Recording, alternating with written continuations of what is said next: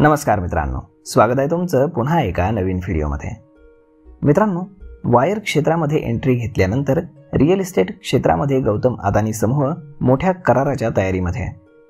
अदानी समूह दुबई स्थित developer MR ग्रुपची भारतीय शाखा 1.4 अब्ज डॉलर्सच्या संभाव्य एंटरप्राइज व्हॅल्यूवरती विकत घेण्यासाठी बोलणी करते।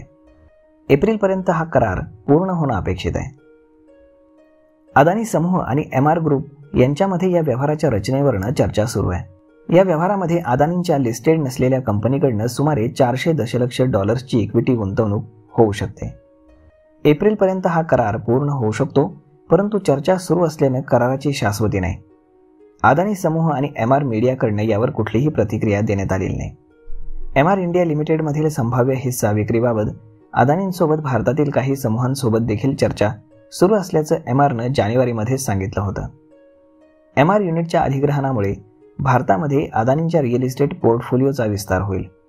एमआर इंडिया ही नवी दिल्ली, पंजाब, उत्तर प्रदेश, मध्य प्रदेश आणि राजस्थानसह अनेक ठिकाणी निवासी आणि व्यावसायिक प्रकल्प विकसित करते। कंपनीच्या वेबसाईटनुसार कंपनीकडे 24 मिलियन चौरस फूट मालमत्ता आणि 61 मिलियन चौरस फूट क्षेत्र विकसित केले जाते।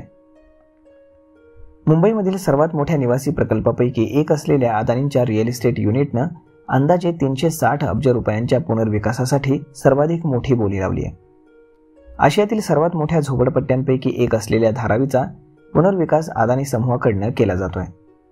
धारावी पुनर्विकास प्रायव्हेट लिमिटेडमध्ये अदानी समूहाचा 80% हिस्सा आहे, तर उर्वरित हिस्सा हा राज्य सरकारकडे आहे। तर मग मित्रांनो, अशा पद्धतीनं वायर आणि इतर क्षेत्रामध्ये गुंतवणूक केल्यानंतर रिअल इस्टेटमध्ये देखील स्वतःचा ठप्पा उमटवण्यासाठी अदानी आता रेसमध्ये आहेत।